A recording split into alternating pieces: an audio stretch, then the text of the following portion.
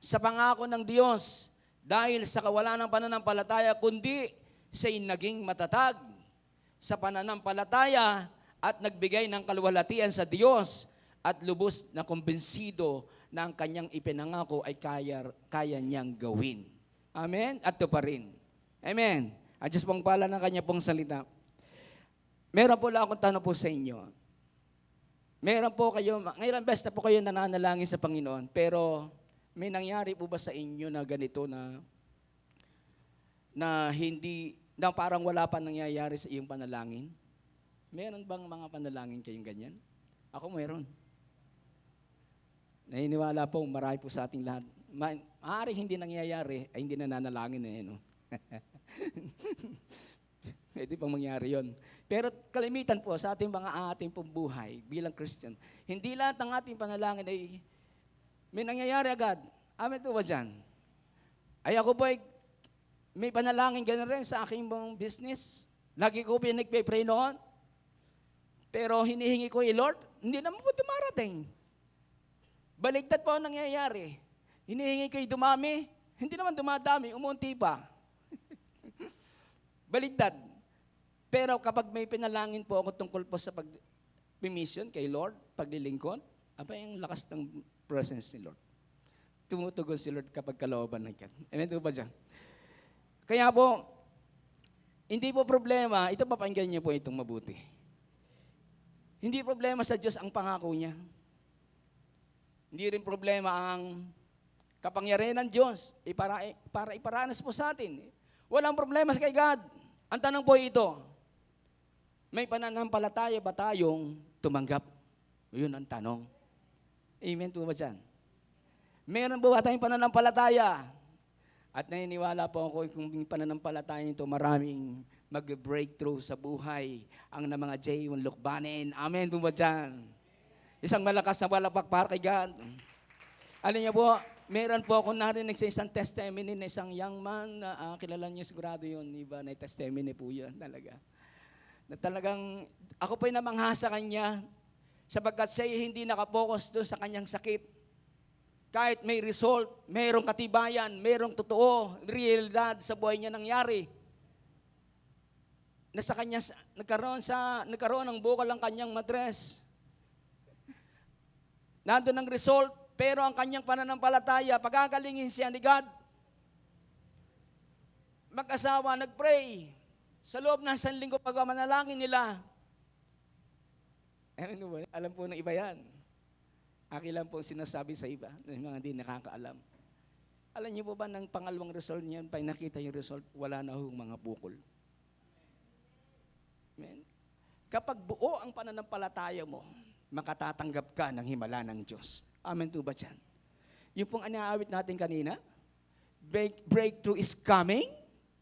Naniniwala po ba kayo dyan? Breakthrough is coming dahil kapag ang pananampalataya mo ang makaakita ng himala. Dahil sa faith mo, doon lamang mabubuksan ang himala sa buhay mo. Amen?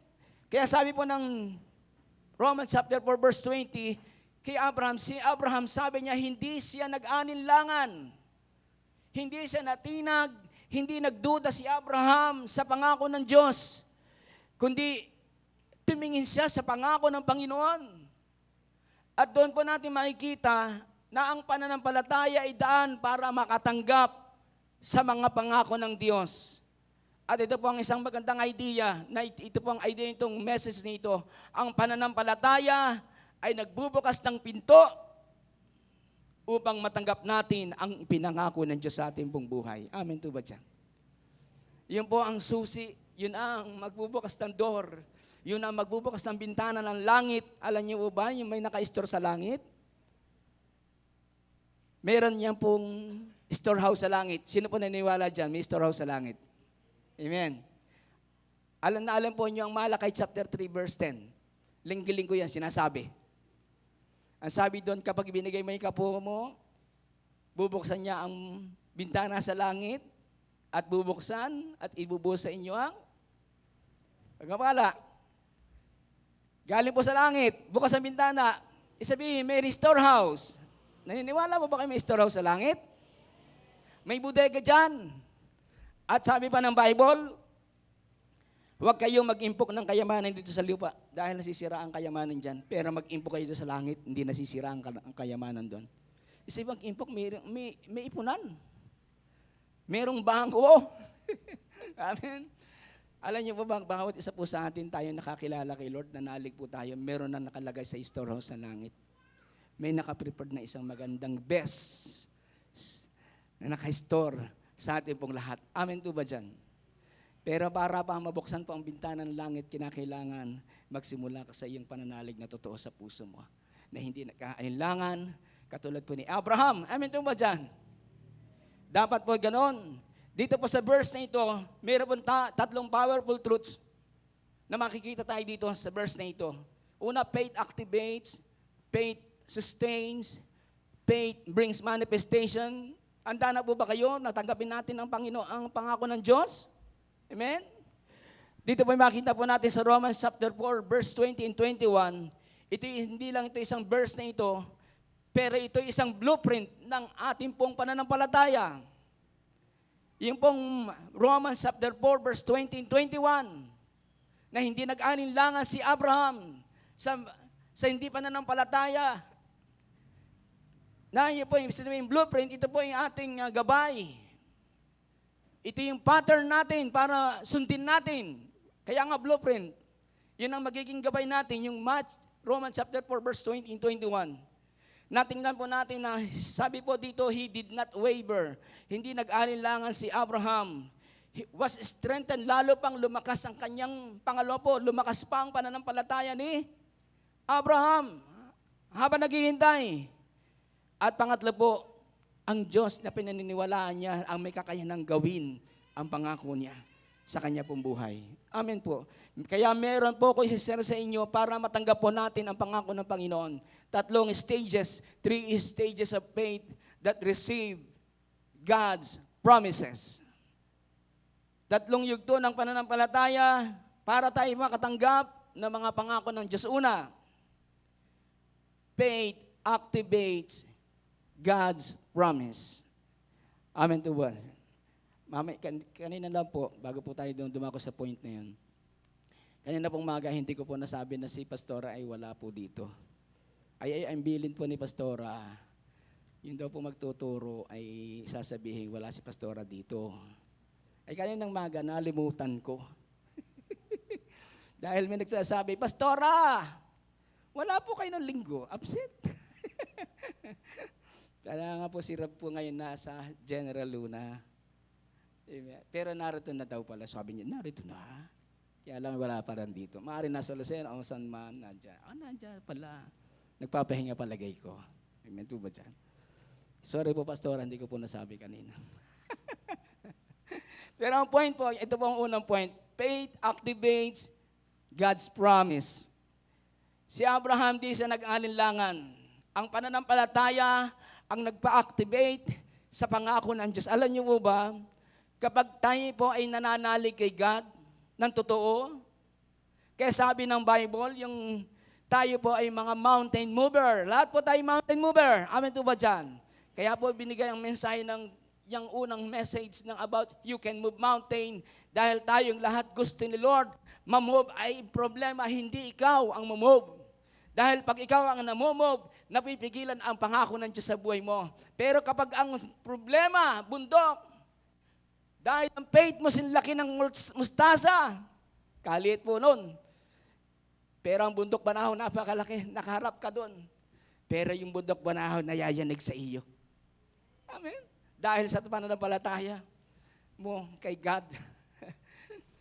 Kapag nag-a-activate ang faith mo sa pangako ng Diyos, nag-a-activate yan din sa problema na nayayanig, hindi ikaw. At kapag nayayanig ang problema, nayayanig yung nasa storehouse, yung pangalan mong, sino ba makasama nila? Si Kuya Dan. Yung regalo ni Dan nasa langit. Biglang nag-ilaw. Boom! Amen. Nag-iilaw yun. Gumagalaw yung promise ni Lord doon sa langit. Amen. At naniniwala ko bahag isa po sa atin, lahat pag nag-activate ang faith mo, maraming tatanggap ng breakthrough himala sa buhay po ng ating pong bawat isang mga J1 people. Amen po ba dyan? Isang malakas na balakbak kay Lord. Amen? Kaya sabi ng Romans chapter 4 verse 20, hindi si Abraham nag-alinlangan sa pangako ng Diyos sa mamagitan ng kawalan ng pananampalataya. Ibig sabihin, hindi sa mamagitan ng hindi pananampalataya. Kaya walang pag-aalinlangan. Walang sumagi sa isip puso niya. Ibig sabihin po, nang hindi siya nag-aalinlangan, si Abraham, hindi siya nag-doubt, hindi siya nagdalawang isip. Kahit na imposible pa na mangyari sa kanya. Alam niyo mo bakit? Hindi siya pinanghinaan ng loob. Kahit anong kalagayan niya. Bagamat hindi niya inalaw ang doubt na mag-control sa puso niya. Hindi rin niya hinayaan ang sitwasyon, ang magdikta ng kanyang paniniwala. Dahil ang realidad ng kanyang sitwasyon ng buhay niya, siya'y matanda. Amen to ba dyan? Matanda po si Abraham nang pinangakuan siya 75 years old. Nagsimulang pangakuan siya ng Diyos na siya'y magkakaroon ng anak at siya'y magiging napakaraming anak at magiging lahi na sindami ng buhangin, kasindami ng bituin sa langit na hindi mo kayang bilangin, na gano'n ang gayon, magiging lahi mo. Pero hindi niya tiningnan ang realidad ng kanyang kalagayan. Ano ba ang kalagayan ni Abraham? Matanda? Bago kang asawa? Imposible sa natural. Amen mo ba dyan? Pero hindi focus po ang kanyang, hindi yung nagdikta sa kanyang puso. Ang nagdikta ng kanyang puso, walang iba kundi ang pangako ng Diyos. Kapag ang pangako ng Diyos ang nagdidikta sa puso natin, hindi sa sitwasyong totoo. Totoo po tayo may utang, totoo po tayo may problema, totoong tayo may sakit, nagkakaroon ng sakit at pagproblema at hamon sa buhay. Totoo po lahat yun. Pero dapat yung totoong sitwasyon sa buhay mo, dapat ang nagdidikta sa puso mo, yung pangako ng Diyos sa iyong buhay. Amen po ba dyan? Dahil kapag yun ang nagdidikta sa puso mo, hindi ka magdududa sa Diyos. Amen po ba dyan? Amen. Dapat ang nagdidikta sa puso mo, walang iba kundi ang pangako na panginhawakan mo, hindi ang sarili mong kakayanan, kundi ang kakayanan ng salita ng Diyos na gagawin, natutuparin ng Diyos sa ating buong buhay. Amen po mo dyan. Si Abraham di sa tumingin sa problema, tumingin siya sa pangako ng Diyos. Sa nangako. Kaya minsan po ang problema po ng mga anak ng Diyos, tayo po, kasama rin po ako dyan. Wala exempted. Mas tinitingnan pa ang laki ng sitwasyon. Abay, naranasan ko po yun. Sabi po sa akin ng isang pastor, dahil ako po ay nagkaroon, first time ko magkaroon ng klaseng problema na nung ko lang po naranasan, yung problemang yun, ay napakaliit pa ng problema na yun. Alam mo yung problema, lalo pa lumaki yung problema. At dahil ang gawa ko, pag ako'y nag-pray, puro daing, puro reklamo, puro ganun ang ginagawa ko. Lord, bakit? Nahihirabang para ba akong bata nagngumukmok, na nagtatampo. Kaya sabi nung pastor na nagkipreya sa akin, huwag kang daing ng daing, sabi ni Lord. Nakikita ni Lord yun. Ayaw ni Lord na kahit totoo ang sitwasyon ng buhay mo, dapat maniwala ka sa totoong realidad ng pangako ng Diyos na siyang magdidikta ng puso mo, hindi ng pagdududa, na hindi ng pagrereklamo mo kay God. Amen to ba dyan? Amen? Lahat kasi totoo yan. Totoo, realidad yan ang nangyayari sa atin, pero realidad din at totoo ang salita ng Panginoon. Amen to ba dyan? Kaya si Abraham, hindi niya pinahintulot na ganitong pumasok sa isip niya at puso niya. Baka hindi mangyari. Dahil kung titingnan niya ang kanyang katawang lupa, kanyang asawa ay baog, ay paano posible? Walang ganong tanong, walang pagdududa. Ang nangyari lang po kay Abraham, tinanggihan niya ang ganong klaseng kaisipan na negatibo na pagdududa. Pero si Abraham, nakita po ang tunay ng pananampalataya sa kanya na hindi natitinag kahit sa lungat sa sitwasyon. Amen to ba dyan? Amen to ba dyan? Pinipili ng pananampalataya ang salita ng Diyos higit sa nakikitang realidad. Ganun po si Abraham. Amen to ba dyan? Yan po yung quote niyan. Lagay niyo po yan, quote.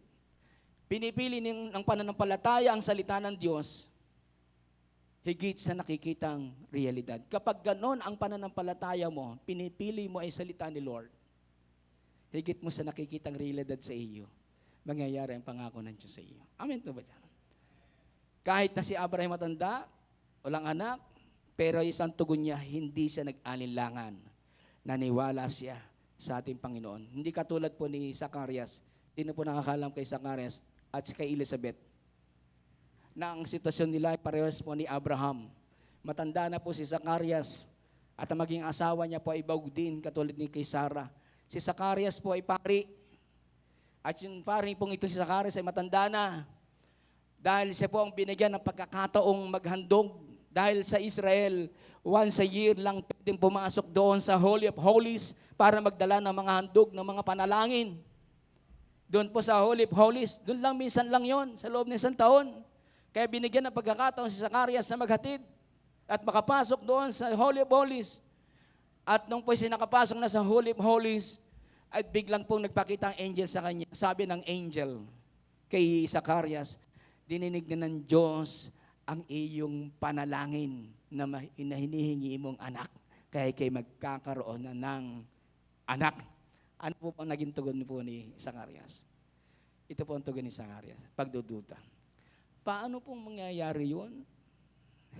Di ba? Sino nakabasa nun? Parang wala yata nagbabasa. Sino nakakaalam nun? Si Zacarias, yung nag-angel nagpakita sa kanya, sabi ng angel, magkakaroon ka na ng anak dahil dininig na ng Diyos ang panalangin mo. Pero ang tugon ni Zacarias, na pare, paano po mangyayari yun? Ako po'y matanda na. Maaari sinasabi niya, laos na ako. Laos na. Matanda na po ako. Ang kinasaway baog. Alam niyo, hindi natuwa yung angel. Dahil ang hinatid ng angel ay pangako ng Diyos. Woo! Dahil hindi mo pininiwalaan yan, mapipipi ka. Amen. Kaya mga hindi naniniwala dyan, mapipipi. Hindi po yun, hindi po totoo yan. Pipipihin ka ni Lord sa mga pagdududa. Hindi ka na magbibitaw ng, mga negative na salita. Pipipihin ka ng God. Dahil sabi ng pangako ng angel na binigay ng langay, hindi ka makakapagsalita hanggat hindi nasisilang si John the Baptist. Yun ang pangako sa kanila. Ano po ang kaibahan ng dalawa ni Abraham at saka ni Zacarias? Magkaiba ang tugon po ni Abraham kay Zacarias. Dahil kay Abraham, hindi siya nag-alinlangan. Hindi niya tinignan yung sitwasyon niya, matanda na, at si Abraham, si Sarah ay baog. Ganon din po si Zacarias, ang asawa niya baog din, at ang kanyang kalagayan niya matanda. Parehas sila ng kalagayan, pero magkaiba ang tugon. Amen. Dapat ang tugon po natin sa pangako ng Lord, huwag tayo mag-alinlangan. Ang ating pattern, walang iba ang ating pinakang blueprint sa Romans chapter 4, verse 20 and 21. Na mag-a-activate po ang ating faith. Pag nag-activate, mag-a-activate ang pangako ng Diyos. Amen po ba dyan? Amen? Napakasarap po noon. Ito po ang magandang quote line. Ang pananampalataya ay hindi kawalan ng problema, kundi katatagan ng puso sa gitna ng imposibleng sitwasyon. Amen? Ang pananampalataya, hindi lang ikaw exempted sa mga bawat problema sa buhay mo. Naandun ka pa rin sa problema sa gitna. Pero dahil totoo ang faith mo, hindi nag-aalilangan sa pangako ng Diyos, matatag ang puso mo kahit imposibleng sitwasyon.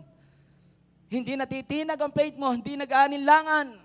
Sapagkat hindi ka tumitingin doon sa problema, tumitingin ka doon sa pangako ng Diyos. Amen po ba dyan? At kapag ganoon ang iyong pananampalataya, kandidato ka, tayong lahat. At naniniwala po ako dito sa J1 family. Marami na hong magkakaroon ng karanasang breakthrough dahil buong buo na ang pananampalataya para mag-activate. Amen! Kaya pagdating na araw po ng Wednesday, ng face-to-face, sasabihin po, sinong gustong magpatuto dyan? 10 na pong tanong, wala pang tumatayo. Sa pagkadala na gaano nararanasan, naniniwala po ako, ang pagbubukas ng breakthrough sa buhay at himala sa Diyos ay ang totoong pananampalatayang hindi nagdududa. na katulad ni Abraham. Amen to ba dyan? Hindi siya tumitingin sa sitwasyon.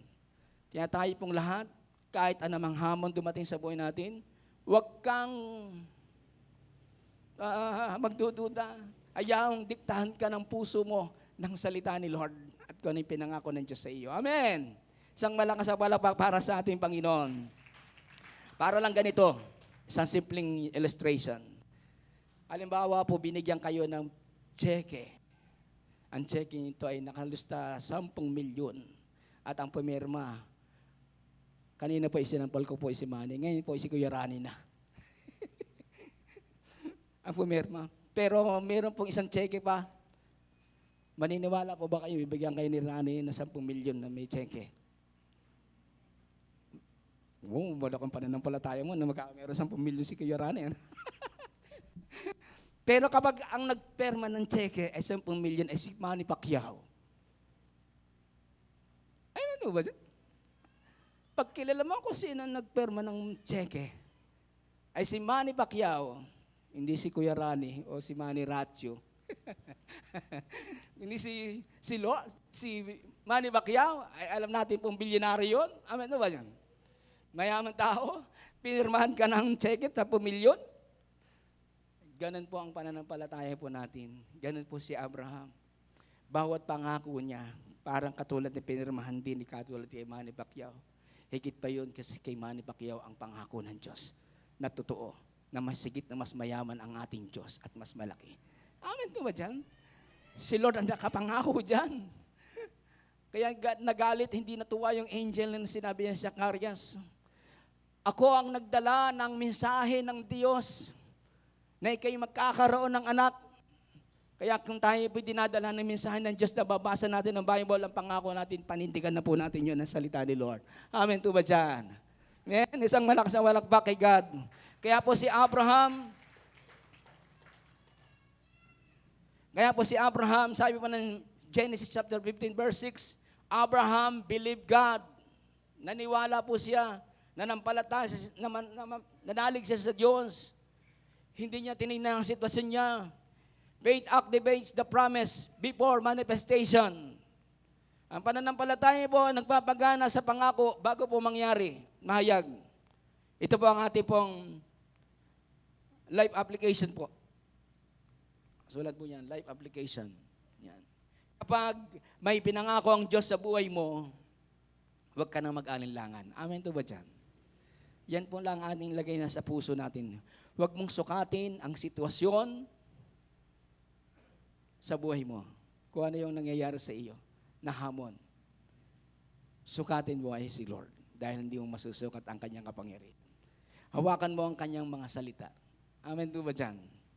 Kaya po, faith activates what God already prepared.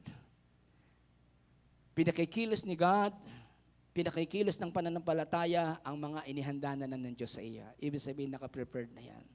Buhat na ikay nanalig kay Lord, may nakaprepared na yan sa storehouse ni Lord. Amen to ba dyan?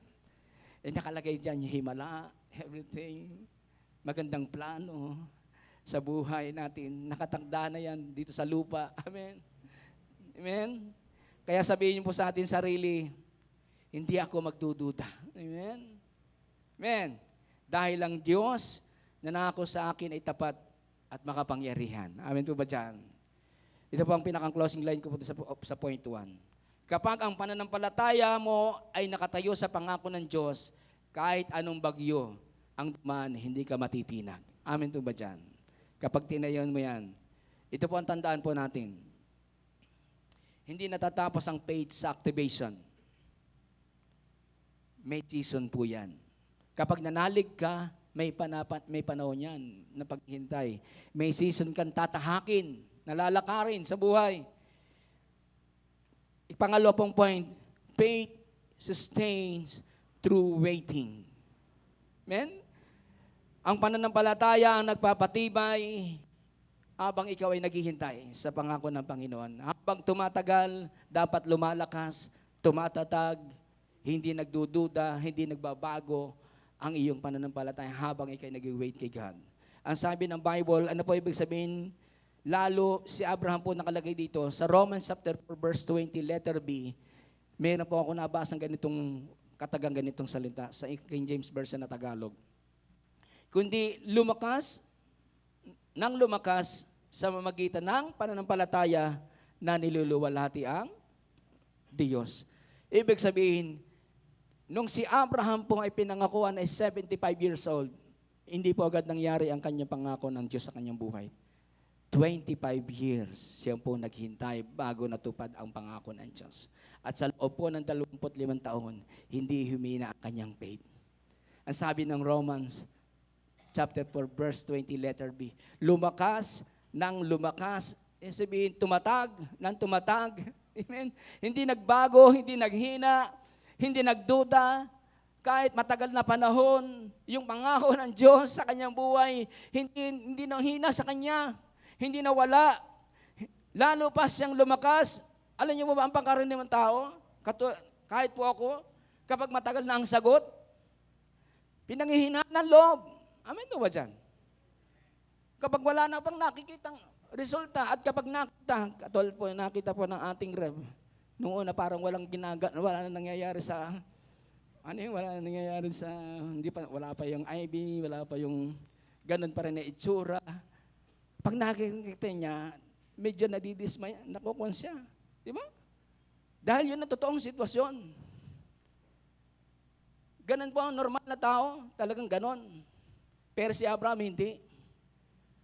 Kahit nakikita niyang lalo pang tumatanda, 75 years old, ay biro ba, naging 80 years old, naging 90 years old na. Ay, lalo pa akong tumatanda, parang napaka-imposible na. Hindi ganoon ang ganyang isipan niya. Lalo pang lumalakas. Alam niyo ba kung bakit lumalakas? Tanong niyo kung bakit. Dahil lagi siya nakatingin sa pangako ng Diyos.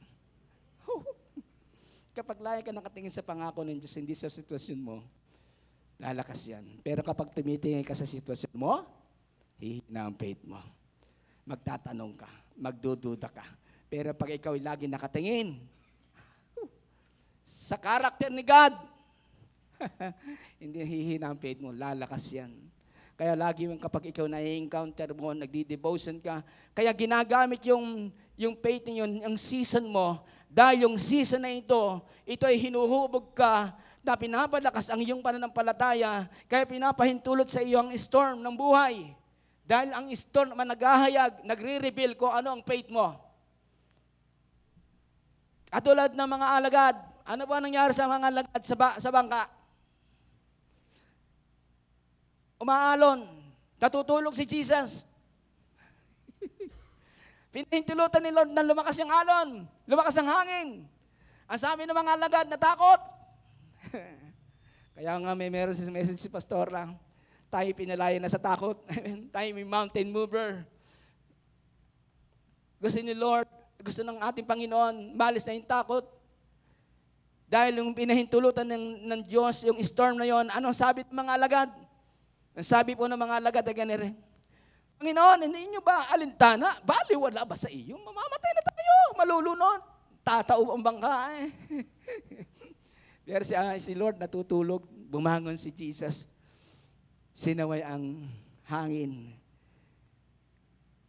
At sabi, napakaliit ang pananampalataya. Ano yung time na yon? Si Lord really kasama nila. Tayo, hindi natin nakikita si Jesus. Sa magitan ng pananampalataya, dapat kapag nariyan ang takot, ibig sabihin, nariyan din si Jesus sa harap mo. Ang kinakailangan, huwag ka lang matatakot sa sitwasyon mo. Dahil kapag ang pananampalataya nakatuon kay Jesus, hindi ka matatakot. Amen po ba dyan? Kaya si Abraham, yung season niya, iti-season din natin sa bawat pangako ng Panginoon, hinahantay at pinuhubog ang ating pananampalataya at pinalalakas, at kailangan makita ng Diyos na totoo ang faith mo. Kaya pinapahintulutan ng Diyos ang training ground po natin ng buhay, ang season natin paghihintay. Dahil doon ituturuan, palalakasin ng faith mo, sapagkat doon nare-reveal ang tunay mong pananampalataya kapag may hamon ang buhay.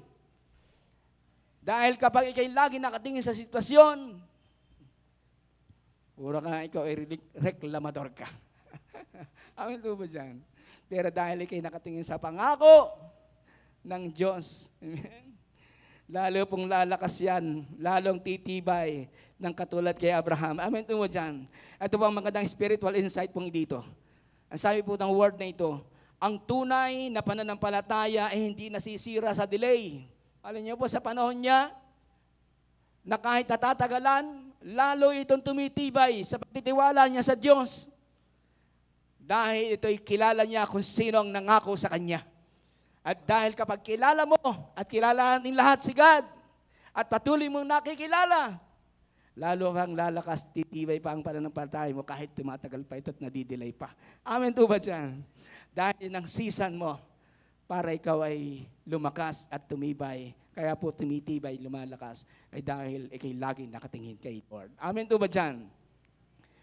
Kaya po sabi po dito pa, at niluluwalhati ang Diyos. Alam niyo ba? Habang tumatagal po kay Abraham, ibig sabihin habang naghihintay siya, pinupuri niya si God. Hindi siya nagreklamo. Hindi lang siya nanghina hindi lang siya naniwala sa loob ng puso niya, ipinapakita niya ito sa magitan ng kanyang pagsamba. Hindi humihinto ang pagsamba. Kahit ikaw ay nag-wait kay God at matagal ng panahon, hindi ka hihinto sa paglilingkod, hindi ka hihinto sa pagnanampalataya, hindi ka hihinto sa pag-attend. Kapag tayo naka-encounter ng problema, sasabihin niya, lalo't kapag ang naging dahilan na isang kapatiran, dahil di sa kapatiran, kaya natisod ako, ayoko na nga umatindi yan. Amen po dyan? Hindi dahil doon, kahit anong sitwasyon sa buhay mo, dapat niluluwalhati mo ang Diyos sa buhay mo. Huwag kang katulad ng mga Israelita. Sabi ng Diyos sa mga Israel, hanggang kailan kaya ako nila mamaliitin? Amen? Hanggang kailan kaya ako nila mamaliitin? Alam niyo kapag wala kang tunay mong pananampalataya, hindi nag-upgrade, hindi lumalakas yan. Lalo pag hindi lumalakas ang faith mo, lumiliit lang ang pagtingin mo kay God. Pero kapag lumalakas yan, tumitibay, lalong lumalaki si God at nakikilala mo ang buo ang Diyos sa buhay mo. Amen po ba dyan? Amen? Kaya ang pananampalataya ang nagpapahayag ng sarili sa magitan ng pagsamba bago pa man dumating ang sagot. Kaya lagi pong, sa season po na yon, dapat lagi pong tayo po hindi tayo nagreklamo. Habang tumitibay ang faith mo, dapat lalo pang lumalalim ang iyong pagsamba kay God. Amen po ba dyan? Kaya kahit paglinggo, kahit umuulan pa yan, tuloy kay God. Amen. Wag po tayo maging kabuti, lilitaw, lulubog. Amen po ba dyan? Palitaw. Susulpot. Kung kailan magustuhan.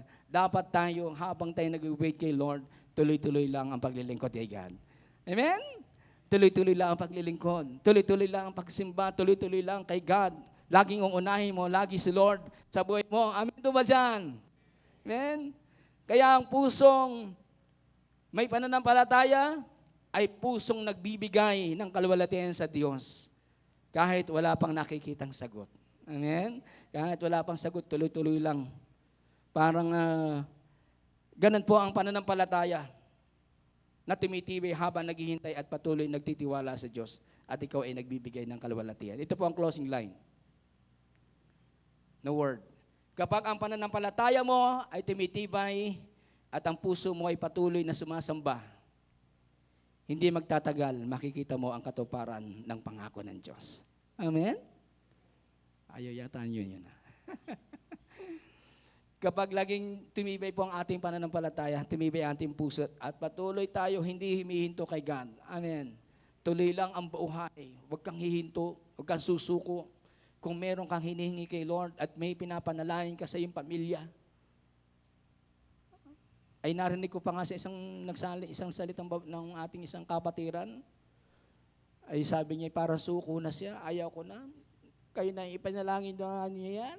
Dahil may problema siya, hindi niya na matanggap yung problema na yun. Hindi ko lang po sinasabi kung sino yun. Ang sabi ko lang sa kanya, huwag mo sukuan. Amen? Huwag po natin sukuan yan. Kaya sabi ng Hebrews chapter 6 verse 12, through faith and patience, inherit the promises. Sa magitan daw po ng pananampalataya at pagtitiis o pagtsatsaga, ay mamamanahin mo ang pangako ng Panginoon. Amen to ba? Amen? Yun lang naging matatag sa buhay, siya lang magmamanang hindi lang sa lupa, kundi maging sa langit. Dahil sabi ng Bible, mamanahin mo ang lupa. Bagamat ang lupang ito ay wawasakin din ni Lord balang araw, pero ito ipapalitan ng bagong langit at bagong lupa. At dahil ibaba ni God yung isang kanya pong New Jerusalem, New City, doon titira ang mga tao yung nagmagmamana ng buhay na walang hanggan. Amen? Kaya kapag ikaw naghihintay, huwag kang hihinto. Tuloy lang kay God. Tuloy ang pananampalataya. Kahit anong season, kahit ano pa ang sitwasyon, kahit ano pa ang hamon na dumating sa buhay mo. Amen? Huwag mong susukuan ang pananampalataya mo. Huwag mong i-give up. Yun ang gusto ni Lord. Kahit pa tumatagal ang pangako ng Diyos sa iyo, dapat ipagpatuloy mo yan. Dahil pag pinagpatuloy mo yan, yan ang magdahatid sa iyo ng pangako at himala at breakthrough sa buhay po natin. Amen po ba dyan? Isang malakas ang malakpak kay God. Alam niyo po, kahit po si Joseph, ito po si Joseph nakapanaginip, at ang panaginip niya, luluhod ang kanyang mga kapatid, 11, maging kanyang tatay at nanay, luluhod din sa kanya. Ibig sabihin pala, tataas pa kanyang pwesto pala. Pero hindi, ano nangyari po sa kanya? Nagalit sa kanya mga kapatid, ipinagbili siya. At nang pinagbili, naging alipin. At doon sa bansang Ehipto, nakulong siya, napagbintangan siya. Hindi naman totoo ang kanyang ginawa. Pero doon sa kulungan na yon, may tinulungan siya, nakalimutan siya.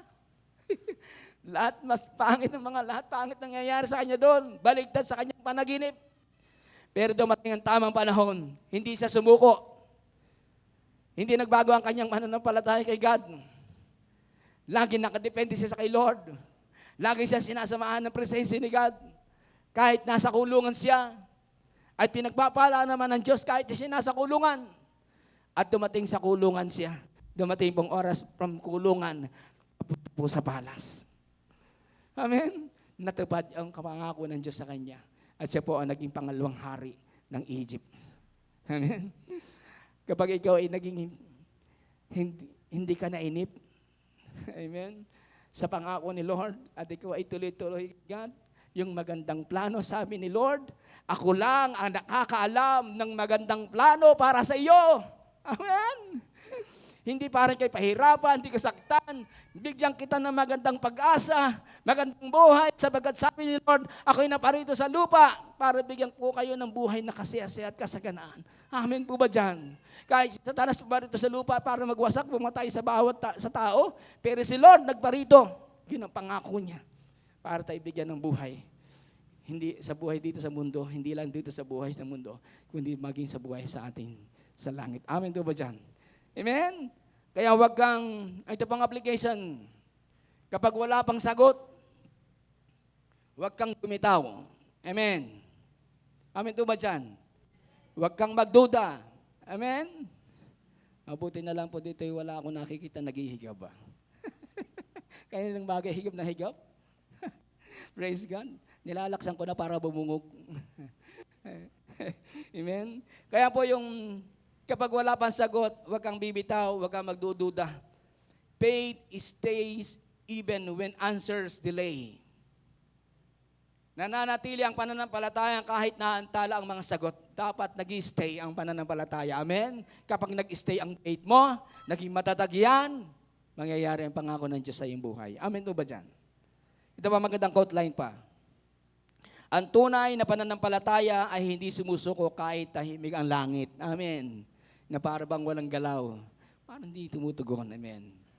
Pero dahil pananampalataya ka, hindi ka nakabase sa bagay na nakikita. Amen. Po ba dyan? Amen? At kapag ang faith mo ay hindi bumibitaw na, at ang faith mo ay nagiging matatag, at ang faith mo ay lumalakas, darating na ang moment mo. At ang moment mong ito, sa point ring ito, faith brings manifestation of God's power. Amen po ba dyan?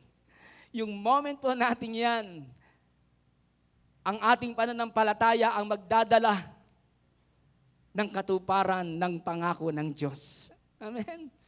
Yung magdadala at maghahayag, maranasan natin ang kapangyarihan na gagawin ng Diyos sa ating buong buhay. Amen. Yung mga breakthrough mangyayari. Amen.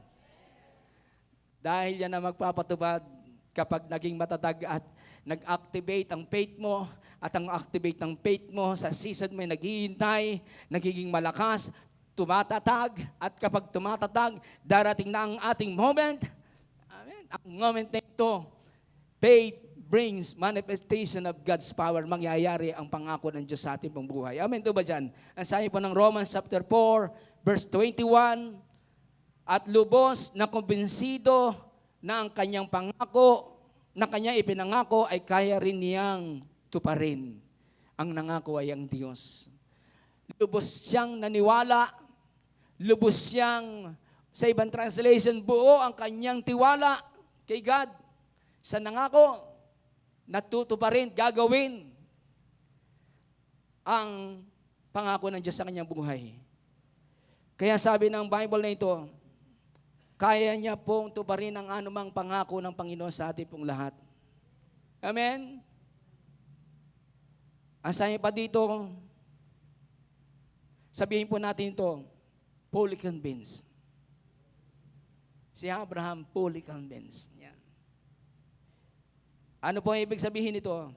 Hindi ho siya nag-half belief. Hindi ang halati ang kanyang pananampalataya. Hindi niya sinabi, try lang ko lang ito kaya. Subukan ko kaya lang. Hindi lang sinabi ni Abraham, ay bahala na. Walang ganon. Ito po ang sagot ni Abraham. Walang doubt, walang second thought, walang atrasan. Dahil kapag meron kang second thought, dalawang double-minded ka, sabi ng Bible, kailanman ang taong double-minded, sabi ng Bible, hindi niya matatanggap ang kanyang hinihiling kay God. Amen to ba dyan? Dapat nakapix ang isip mo, ang puso mo sa iyong pananampalataya kay God. Ito ang magandang power line dito.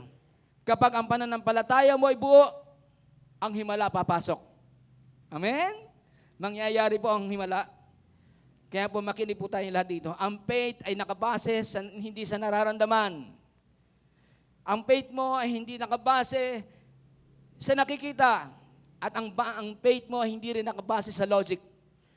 Ano ba ibig sabihin ng logic? Ito po'y tumutukoy sa pag-iisip, pangatwiran, pagsusuri base sa nakikita, o naiintindihan o kayang ipaliwanag ng tao. Sa madaling salita, kung hindi ko maintindihan, hindi ako maniniwala. Para ganun ang logic. Maniniwala siya kapag naiintindihan na niya. Kailangan may ebidensya muna bago siya maniwala.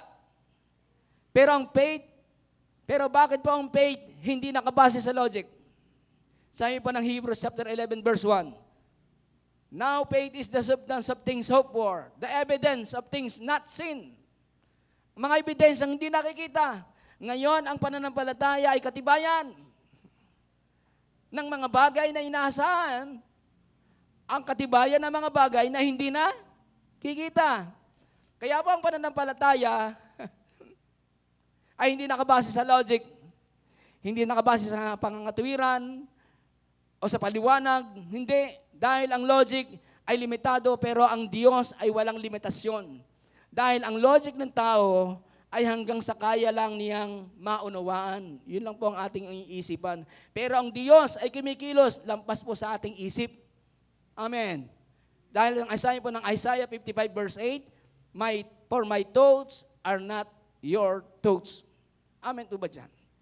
Ang isipan po ng ating Panginoon ay hindi ko iniisipan. Iba ang isipan ko. Kaya yung ibig sabihin po dito, may mga bagay na hindi mo kayang ipaliwanag ang kaisipan ng Diyos, pero ginagawa pa rin yan ng Diyos sa ating pong buhay. Dahil ang logic ay naghahanap ng paliwanag, pero ang faith, nagtitiwala yan kahit walang paliwanag. Yan pa ang faith. Amen po ba dyan? Ang logic explained before I believe. Pero ang faith, I believe even if I don't fully understand. Amen? Ang faith daw po'y naniniwala kahit hindi ko lubos na intindihan. Sabi ng 2 Corinthians 5 verse 7, for we walk by faith, not by sight. Kaya tayo lumalakad sa pananampalataya, hindi sa mga kita nakikita. Ibig sabihin, kahit lumalakad tayo sa pananampalataya, kahit di natin naiintindihan. Amen? Ang faith ay hindi depende sa explanation. Ang faith ay hindi naghihintay ng scientific proof. Ang faith ay nakabase na kung sino si God. Amen? Hindi sa kung ano ang naiintindihan mo. Dahil ang logic ay nakabase sa present reality, pero ang faith nakatingin yan sa future promise. Yun po magandang pananampalataya yan. Dahil meron din tayong future. Ang logic ganito, walang pera, imposible yan. Parang ganito lang din yan. Nagpagawa ang church. Alam niyo ba noong una, ang planong gusto ni Bishop, nang kami po ay pumunta doon, ang gusto po lang ni Bishop talaga ay gumawa ng isang basketball court. Sabi niya, gano'n lang kayo. Sabi niya kay Kuya Manny, kumuha ka na agad ng mga I-beam at umorder. 10 milyon. Sabi niya, ay handa, prepared. Pero nung mag-guest si Bishop, ay inaiguhit ay mall. Malaki na. 100 million. Kaya ang sabi ni Bishop, ay naiguhit na. Kahit ano pang kwan. Pero ano pong logic? Ang logic po doon ay ganito eh. Walang pera. Imposible yan. Pero kapag may faith ka, may Diyos ako, may paraan siya. Amen. Kahit ang logic natin, hindi natin kaya explain kung paano mabubuo yung church na yan. Pero kasi God, napakalaking God. Ang sabi ng kay Reb, alam ko, pinarinig ko po lagi sa kanya. Ay, ang laki ng pinagawa ng church. Sabi naman tugon niya, malaki ang Diyos ko. Amen? Malaki ang Diyos natin. Amen? Wag tayo mag-logic. Kwintahin. Wala tayong magagawa sa pagkukwenta dyan, di mabubuo yan. Si Lord na magbubuo yan. Amen? Amen? Kaya kahit anong logic mo sa buhay mo, wag mong i-logic yan. Manalig ka lang. Hindi sa kaparaanan mo, hindi sa kapalinawagan mo, hindi sa kaunawaan mo sa salita ni Lord. Amen. Tumayo ka lang. Kaya sabi po ng Romans chapter 4, verse 18, kahit nawala ng pag-asang maging ama si Abraham, nanalig pa rin siya. Magiging ama siya ng maraming bansa. Gaya nga na sinasabi ng Diyos sa kanya, magiging kasindami ng bituin ang bilang ng mga anak mo. Alam niyo mo, kahit imposible sa kanya, naging posible sa kanya. Dahil ang logic nagsasabi ganito, hindi pwede. Pero ang faith mo sinisigaw, kaya ng Diyos. Amen. Kaya kahit anong sitwasyon mo, kaya ni God. Amen. Kahit pa imposible yan, walang imposible kay Lord. Manalig ka lang. Woo! Hallelujah. Sabihin po na, ito po ang maganda pa eh. Ang logic nagsasabi walang ebidensya. Totoo nga naman, wala nga ebidensya eh. May pero ang church na malaki, wala ebidensya. Pero ang faith po natin, ito ang nagsasabi, ang Diyos ang ebidensya ko. Amen? Kaya sabihin po natin ito, ang Diyos ang ebidensya ko. Wow. Tutuwa si God yun. So, ulitin mo natin yon. Ang Diyos ang ebidensya ko. Amen. Kaya maghanap pa ng ebidensya si Lord na lang. Amen.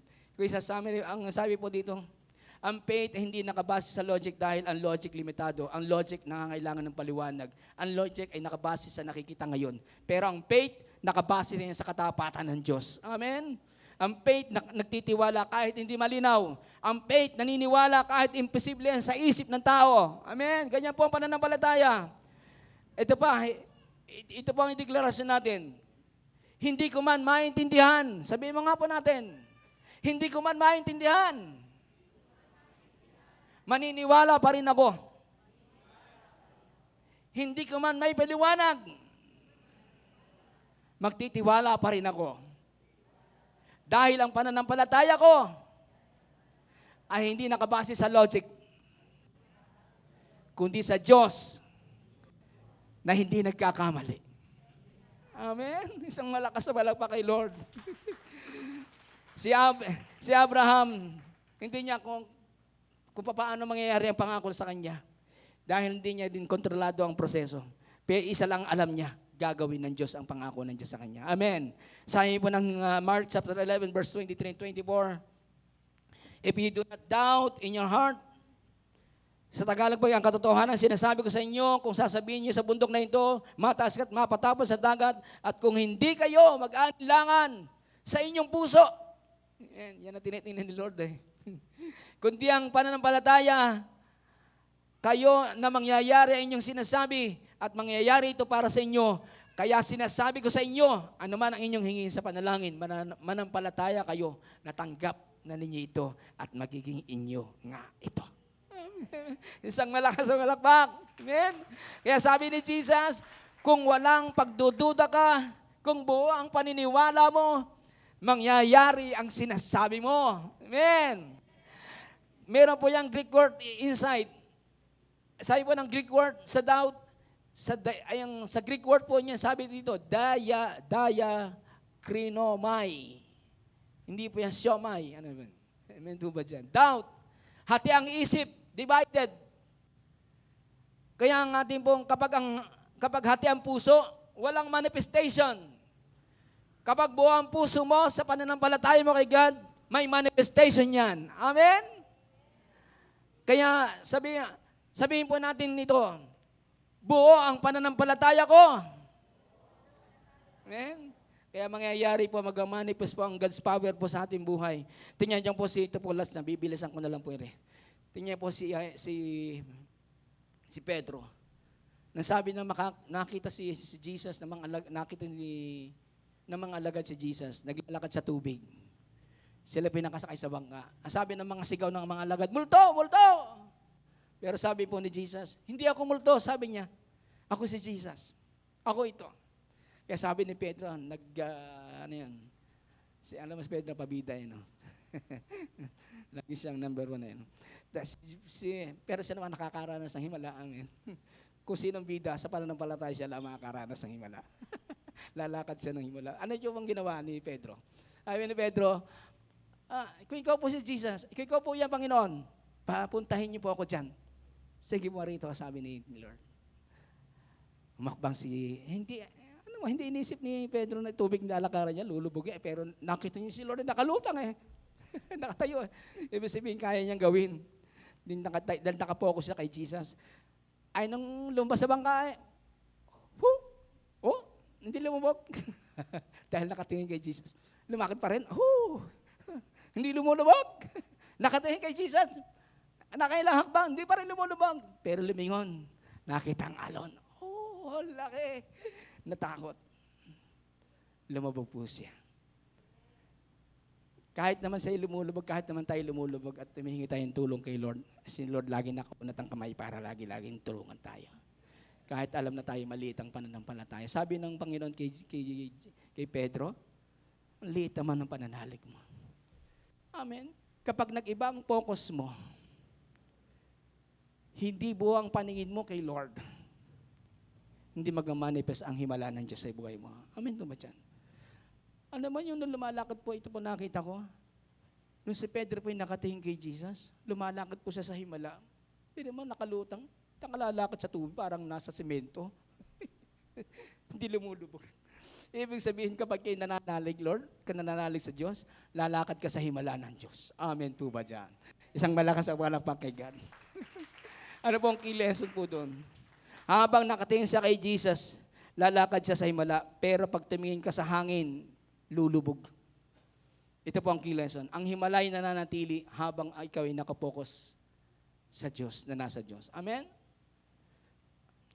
Kaya saan ka nakatingin? Ito yung heart sex mo natin, sa puso natin. Pag may problema ba, saan ka ba nakatingin? Sa problema, sa sitwasyon mo, okay, Lord. Kaya, because your focus determines your manifestation. Dahil ang focus mo, ang tutukoy sa manifestasyon. Dahil kung anong ipinopokus mo ay kay Lord, mga manifestation yung himala. Pero kapag ang focus mo ay sa problema mo sa buhay, ang manifestation, lulubog ka. Hihina ang pananampalataya mo. Amen. Pero dahil lumalakas at tumitibay ang pananampalataya mo, dahil lagi ka nakatingin sa Diyos na gumagawa ng himala sa buhay mo. Amen? Isang malakas sa palapak sa ating Panginoon. Ano po ang manifestation? Ang pangako ay nagiging realidad. Yung hindi natin nakikita, makikita po natin. At yung panalangin natin, may sagot may nangyayari sa ating buhay. Natanggapin po natin. Ang manifestation ay yung pagkabakita kapag ang langit ay makikita sa ating pong buhay. At mahahayag po ito, ang kilos sa ating buhay, kapag tayo po'y patuloy na nanalig sa Diyos. Ito po, makinig po tayong lahat. Ang Diyos po ay hindi nahihirapan sa mga problema po natin, kung anong ating kinakarap. Hindi siya natatakot sa mga imposible mo. Ang ayaw lang ng Diyos, kapag maliit ang faith mo. Ayaw ng Diyos na ikaw'y nagdududa. Ayaw ng Diyos na ikaw ay hindi siya nalulugod. Yun ang ayaw na ayaw niya sa ating lahat. Yung nahahati ang ating isip, nahahati ang ating puso. Yung isang kapaa mo nasa kabila, sinagin ito para kang hapon, naging sakang. Ayaw ng God na ganoon. Gusto ni Lord, buo ang isip mo, buo ang puso mo sa Kanya. Kaya sabi ng Hebrews chapter 11 verse 6, at kung walang pananampalataya, hindi maaaring makalugod-lugod sa Kanya. Kaya hindi ka makalulugdan ni God. Sapagkat ang lumalapit sa Diyos ay dapat sumampalatayang may Diyos. Amen? At siya'y ang tagapagbigay ganti sa mga sa Kanya ay nagsisihanap. Kapag gano'n ang pananampalataya mo, na ang Diyos na nagbibigay ganti, siya nagbibigay ng reward sa iyong buhay. Hindi ka nagdududa, si Lord malulugod sa buhay mo. Amen? Ito lang ang gusto lang hinihintay ng Panginoon sa atin, ang pananampalataya mong buho. Hindi hati. Amen? Kaya nga, ito magandang power line ng word. Ang doubt ang humaharang, pero ang faith po, nagpapatuloy yan sa himala. Amen? Amen. Inaalis ng Diyos ang doubt niyan. Kaya pipiliin mo ang faith at makikita mo ang katuparan mo ng salita ng Panginoon. Kung ang Diyos ay nangako sa iyo, hindi yan mananatiling pangako lang yan. Ito ay magiging realidad yan. Totoo yan sa buhay mo. Amen? Dahil ang Diyos na nangako. Hindi yan baka, hindi yan sana, hindi. Sigurado yan. Gagawin ng Diyos yan. Amen? Amen po ba dyan? Faith releases manifestation. Ang pananampalataya naglalabas ng katuparan ng mga pangako ng Diyos. Ito po, final declaration. Tatapusin ko na po agad. Itaas po natin ang ating kamay sa ating Panginoon. Sabihin po natin itong ganito. Fully convinced ako. Walang duda ang puso ko. Tinatanggap ko ang katuparan ng pangako ng Diyos sa aking buhay. Palapakan po natin si Lord. Amen? Ito po ang closing line ko po sa point 3. Ang pananampalataya ay hindi lang paniniwala sa pangako. Ito ay katiyakan na ang Diyos ay may kapangyarihan tuparin ito. Amen? Siya lang po may kapangyarihan yan. Kaya po, mga J1 people, naniniwala po ako, maraming breakthrough mangyayari po sa J1 Lukban Church. Amen? Sapagkat tayo pupunta doon sa himala ng Diyos, sa napakalaking church building. Hindi yan source na galing sa ating pangunawa. Inay galing sa source na walang iba sa Diyos, na ating malaking Diyos, na may kaparaanan para mabuo at mangyari din sa ating buhay ang mga plano ng Panginoon. Amen po ba dyan? Kung meron kang bundok sa buhay mo, merong mga hamon, ito pong tandaan natin, hindi nagkulang ang Diyos sa ating buhay. Hindi nagbago ang kanyang pangako. Ang kailangan lang kay God, ang gusto niya, pananampalataya mo. Amen po ba dyan? Ito po ang summary po ng ating pong pinag-aralan ng Romans chapter 4:20. Sabi po dito, faith activates. Pinapa-activate ng ating pananampalataya ang pangako ng Diyos. Kaya si Abraham di siya nag-alinlangan. Pangalawa po, faith sustain. Pinatatatag ng pananampalataya habang ikaw ay naghihintay. Pinalalakas, pinatitibay ang faith mo. pinaka-re-reveal ni Lord kung anong totoong pananampalataya mo. Pero ang pangatlo po, faith manifest. Dinadala po yan ng pananampalataya ang katuparan ng pangako ng Diyos. Amen po ba dyan? Na kayang tuparin ng Diyos ang lahat ng pangako niya. Na siya lang ang may kakayanan. God was able to do. Amen? Ito po ang challenge. Huwag kang mag-alilangan. Amen po ba dyan? Manampalataya ka, maghinday ka, at tanggapin mo ang katuparan ng Panginoon, ng pangako ng Diyos sa buhay natin. Amen? Tayo pintumayo lahat. Praise God, Lord. Kung meron pong tayong hinihintay na pangako ng Diyos sa buhay natin, at kung meron man tayo pong pinagdaraanan sa buhay o meron man pagsubok, may hamon yan. At kung ikaw ay may hinihintay na pangako, kailangan mo lang lumapit sa ating Panginoon. Sa ating kinatatayin dyan, ilapit mo yung puso mo kay Lord. Amen? Buksan mo ang puso mo kay Lord. At naniniwala ang bawat hinihintay natin sa promise ni Lord, ilapit mo yan. Huwag lang ikaw mag-anilangan. Yun ang gusto ni Lord. Gusto niya, ipagpanalangin natin na palakasin ng Diyos ang ating pananampalataya. Na lalo nating makilala si Lord. Kung gusto nating lumakas ang pananampalataya natin, huwag tayong lumayo sa Word. Lagi tayong tumanaw, lagi tayong magbulay, lagi tayong manaligsik, palagi tayong magpatuloy kay Lord. Huwag tayong huminto sa paglilingkod, huwag tayong huminto sa ating pagsamba, huwag tayong huminto sa pananalangin, huwag tayong huminto sa ating pananampalataya kay God, huwag tayong huminto sa ating pagbubuli ng salita ni Lord. Sapagkat kapag doon nakapokus tayo, doon lalakas ang ating faith habang tayo naghihintay. At kapag naghihintay ka, yun ang moment mo, darating na yung promises ni Lord, mag-manifest na yung kapangyarihan ng Diyos na buhay po natin. Amen. Hallelujah. Awitin po natin ang Diyos ay napakabuti, siya'y tapat sa ating buhay. Awitin po natin, goodness of God. Hallelujah, Jesus.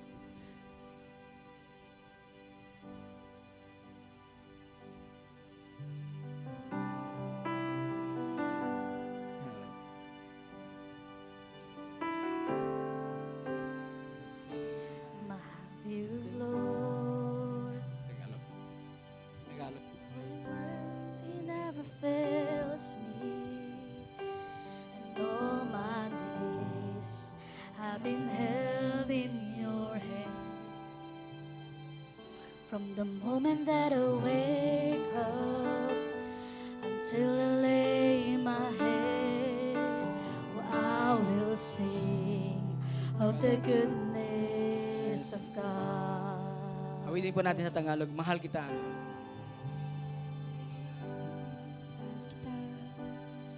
Walang hanggan ang iyong biyaya, buong buhay ko hawak mo sa iyong kamay. Mula sa aking pagmulat, Mula sa aking pagmulat hanggang sa pag-ibig, awitin ko ang kabutihan ng Diyos. Ika'y tapat sa habang buhay. Ika'y tapat sa habang buhay. Ika'y mabuti magpagkailanman, hanggat ako ay nabubuhay. Awitin ko ang kabutihan ng Diyos. Ang pag-ibig mo, isang gabay.